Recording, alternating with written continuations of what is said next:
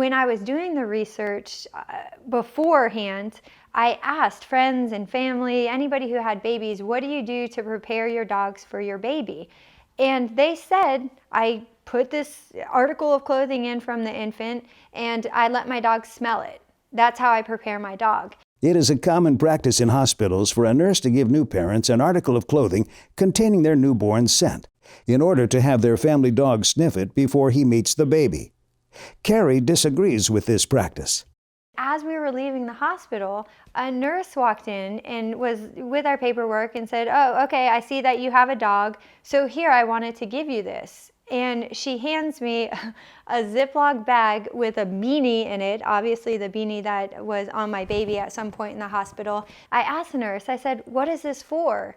And she's like, this is so that your dog can smell your baby, so that your dog likes your baby before you bring it home. And I realized that this is a myth. I mean, this is an old wives' tale. It makes no dog training sense whatsoever. You have to realize that if you just bring home this beanie and have your dog smell it, it's like smelling a stranger. We have no idea how he perceives the smell. He could perceive it as a potential threat. Studies have been conducted in this area, and researchers have found the specific regions in a canine's brain that indicate a positive emotional-like response were activated when exposed to the smell of a human being with whom he has a positive familiar relationship. Furthermore, Carrie believes that if the dog pairs the baby's scent with his owner's scent, then it will increase the chance of him associating the positive familiar odor with the baby. Therefore, Carrie's method is as follows. When introducing the article of clothing from your infant, it is important that you also pair an article of clothing that the dog would recognize either from the mother or the father, something with a familiar scent on it that the dog has a positive association with. Present your baby's scent to your dog before they meet by having your dog smell an article of clothing from yourself and an article of clothing from your baby. Remember, it is necessary for your dog to pair these smells to improve the possibility of your dog having a positive reaction to the new odor of your infant. It's a personal decision when you decide to introduce your newborn baby and your dog. I knew for myself with my older dog, I wanted to introduce them immediately. It was important to me because he's my house dog. He's used to being with me 24 hours a day, and I knew it would have completely stressed him if he knew that we were inside and he was outside. With that being said, I also hadn't seen him for 5 days, and I knew that he was going to be just super excitable. So what we had to do was I waited in the truck while my husband got out, let him run, let him go to the bathroom, and then he played with him for about 10-15 minutes just to wear him out, just to take the edge off so that he wasn't too overly excited. When introducing your dog to your newborn for the first time, someone else, he'll be referenced as Dad, should be in charge of handling the dog, and you should hold the baby. Even if the dog is considered yours, you will not be in the physical condition to handle him. A leash and collar should be put on the dog to keep the interaction controlled. The meeting should not take place at the front door because normally there is a lot of excitement in that area. Allow time for yourself and your newborn to get settled in. Dad should have the dog on the leash and wait for him to show curiosity and walk over to greet you or to investigate the new baby. Do not force the interaction or bring the baby to the dog. Once the dog initiates walking towards you, then Dad can follow the dog over while holding the leash. The next step is for you to slightly bend over and allow the dog to sniff the baby's feet and bottom. The first sniffing interaction should last no more than 15 to 20 seconds. Praise your dog for gently sniffing the baby. If the dog is getting too pushy or overly curious, stand straight up and allow for Dad to regain control of the dog. Once the dog is done showing interest, you can sit on the couch. Dad holds the leash the entire time, and at any point you can stand with the baby so that Dad can regain control of the dog if needed. After a few minutes of everybody interacting, Dad should help the dog to settle into a down position, or there can be a place bed in the living room so that the family can reconnect in a controlled environment. Nothing in this process should ever feel rushed or stressed. The most important principle after you introduce your baby and dog is to accept and respect your dog's initial reaction to the new arrival. If communicated, allow your dog his space and as much time as he needs to adapt to the new situation.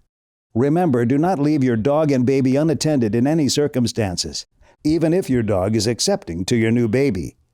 If your dog displays any aggression towards your new baby, seek professional training help immediately. With my younger competition dog, I needed to wait. I didn't want to rush it. He is super excitable. I knew having the baby, he's super loving, but at the same time, I just didn't have that same secure feeling that I have with my older dog. And it didn't happen. I didn't have a plan. I didn't set a date. And that's what I'm encouraging you to do. It's a feeling of when you're ready, of when you're calm and you're relaxed. And I was sitting outside on the deck and I had my baby. I remember it was perfectly sunny day and I just was like, okay, now's the time. And I told my husband, hey, go get the other dog. It's time for him to meet the baby. And he just went along with it because you're the mommy. You have the instincts now. You know, and you're going to protect this little baby. And for me, it was all about just making sure that she was as safe as she could be. When my husband and I were taking birthing classes, they really pushed the fact that they do not want moms handling anything, dogs, as no housework, the least amount of physical activity that you can do for at least 2 weeks. And obviously my first thought is what about my dogs? I take them on walks, I throw the frisbee with them. So it's important that you have either your husband or a family member that's going to help you out. Do not handle your dog until your doctor or midwife has given you the proper authorization. Dad or someone else should be ensuring your dog is getting the adequate exercise and receiving interactive toys until you are physically able to handle him. Remember to avoid isolating your dog outside because it can cause him stress, resulting in undesirable behaviors. Including your dog in as many jobs around the house as possible will help make for a healthy transition. As we come to the conclusion of this video, Carrie wants to share another important piece of information that can help keep your baby safe. There's a new trend that's been going around that I've been seeing more pictures on the internet, and it's taking photos with your newborn baby and your dog. It's not cute. It's not. As a trainer, first off, when I see the pictures, my palms are sweating and I'm just like, oh, please, because dogs are unpredictable. And here you are, you're putting this 10-day-old baby on top of your dog's back and asking your dog to do this perfect downstay for this photo when in an instant, like even if that dog is the most trained dog in this world, you can't control the environment. Say there's a noise outside, something startles the dog, the lights, something, and that dog gets up and runs away. You have your 10-day-old baby on its back. It's not a trend that I want to continue. It's not safe. Now, if you wanted to take shots with your baby and your dog and you had it in a controlled way, I love it. Give it to me. I mean, this is great. I love dogs and I love my baby, but my priority is always going to be the safety of my baby.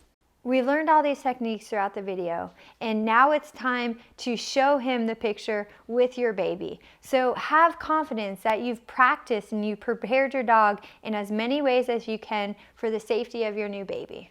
Let's review what your dog's new jobs are around the house and the different scenarios you will encounter during your new life with your baby. Your dog stays outside the invisible boundary line at the door of the nursery while you change your baby. While you are napping with your baby, your dog is behind a baby gate. When your baby is crying, your dog goes to his place command. As you enter your house with your baby, command your dog away. When going for a car ride, your dog has an assigned spot in the car. Your dog is behind a baby gate while your baby is playing on the floor. When you are changing your baby's diaper on the floor, your dog goes to his place. Heeling your dog next to your stroller once you are physically capable. After a few walks with the dog and the baby in the stroller, the dog started realizing like, hey, there's something in there and she's kind of cool. And one of the last times I was taking them on a walk together, I was pushing, it was right at the beginning of the walk, I started pushing the stroller and my dog just kind of lifted his nose and peeked in the stroller and just real quick and just got out and just started walking, and I loved it. I mean, it brought so much joy to my heart that this dog that has been with me through everything in my life, and now it gets to be with me this next part of my life.